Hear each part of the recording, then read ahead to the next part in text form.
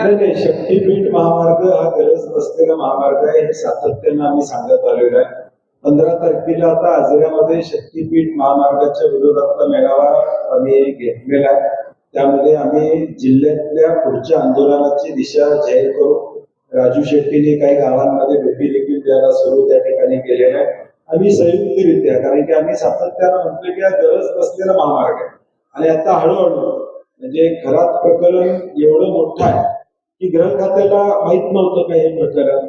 मग गृह खात्याचं अपयश आहे ना की हे प्रकरण एवढं होऊन किंवा या सगळ्या गोष्टी घडतायत आणि सरकारमधले सगळे मंत्र्यांपासून सगळे त्यामध्ये सहभागी.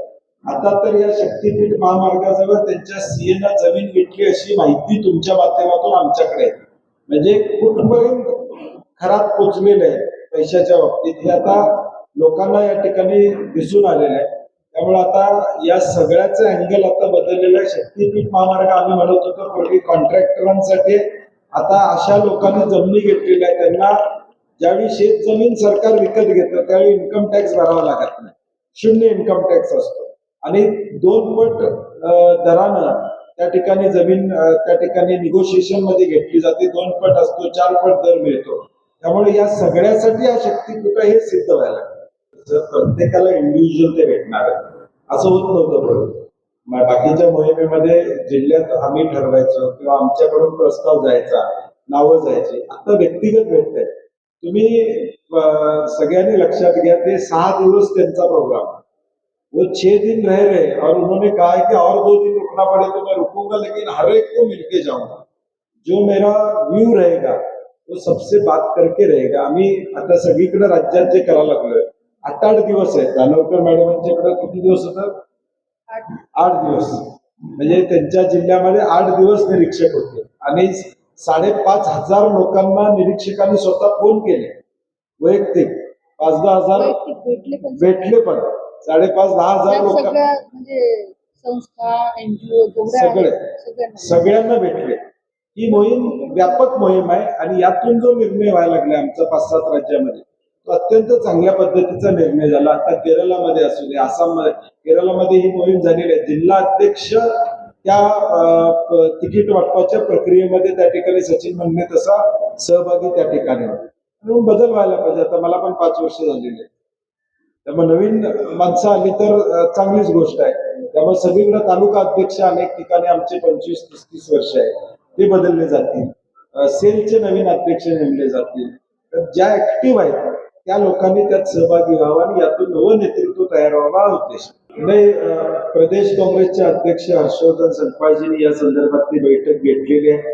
आम्हाला सूचना त्याच्या दिलेल्या आहेत कशा पद्धतीनं त्याचं नियोजन करायचं. आता सृजन संघटन अभियान एकदा झालं आमचा 19 तारखेला की त्यानंतर आम्ही त्याच्या कामाला लागणार आहोत. BLO government. आता काय झालं दुर्दैवानं या देशात, मी या देशाचा नागरिक आहे, नागरिकांनी सिद्ध करायची वेळ दुर्दैवानं आली. सरकारनं ते बघितलं पाहिजे होतं, परंतु आता मी या देशाचा नागरिक आहे त्यांनी सिद्ध या ठिकाणी करायचं. त्यामुळे या सगळ्यामध्ये कुठेही सामान्य माणसांची नावं कट होऊ नये याची जबाबदारी आम्ही घेणार आहोत. प्रत्येक बूथ मागं आमचा एक कार्यकर्ता त्या ठिकाणी असणार आहे. जी नावं कमी केली जातील सरकारच्या माध्यमातून, त्यांचे पुरावे नसतील अशी जी यादी आमच्याकडे येईल, त्या लोकांच्या घरी आमचे लोक जाऊन ती यादी बघून त्या ठिकाणी नेमकं काय झालं त्याचा प्लॅन तयार आज नको, 4-5 दिवस जाऊ दे, ते आमचं अभियान झालं की आम्ही ती मोहीम राज्यभर त्या ठिकाणी करणार आहोत. महायुती म्हणून एकमेकांना त्यांनी बघून घ्यावं ना, कोण कुणावर आरोप त्या ठिकाणी करतोय. आम्ही गोकुळची संस्था ही पक्षविरहित चालवली. पक्षाचा कुठला तिथं आम्ही त्या ठिकाणी येऊ दिला नाही. कारण काय होतं, कारण की 5.5 लाख शेतकरी त्याच्यावर अवलंबून आहेत. 5.5 लाख शेतकऱ्यांचा उदरनिर्वाह अवलंबून आहे. त्यांनी त्याला महायुतीचा झालर दिली. आम्ही कधीच दिली नाही. काँग्रेसचा म्हटलं नाही, महाविकास आघाडीचं म्हटलं नाही, कारण की कोऑपरेटिव्ह आहे. परंतु त्यांनी त्याला तशी झालर दिली. आता ते त्यांच्यातला वाद चालू आहे, तर त्यांनीच उत्तर दिलं पाहिजे त्यांना. मला वाटतंय खरं कारभार आमचा चोख आहे. शिवाजी पाटलांनाही माझी विनंती आहे की संस्था बदनाम करू नये अशी माझी त्यांना विनंती आहे. 2 मंत्र्यांच्या हातातून जिल्हा परिषद सदस्य पोलीस ओढून घेऊन जात असतील तर मग अजून काय सांगायचं या महाराष्ट्रामध्ये. म्हणजे साताऱ्यामध्ये शंभूराज देसाई आणि मकरंद पाटील 2 मंत्री सदस्याला घेऊन येतात आणि तिथनं त्यांना ओढून पोलीस घेऊन जातात आणि ते हतबल होतात.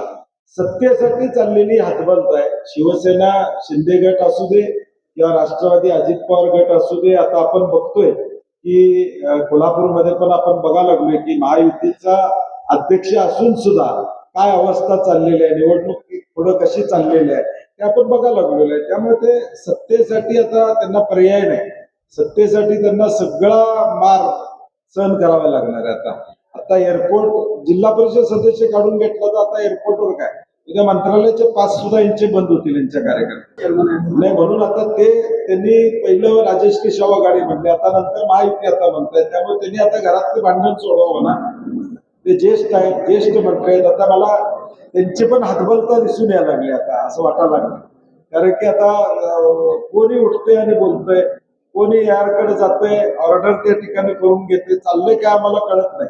माझी अजून त्यांची प्रत्यक्ष भेट नाही. मला खासगीत विचारायचं आहे की नेमकं चाललंय काय महायुतीत.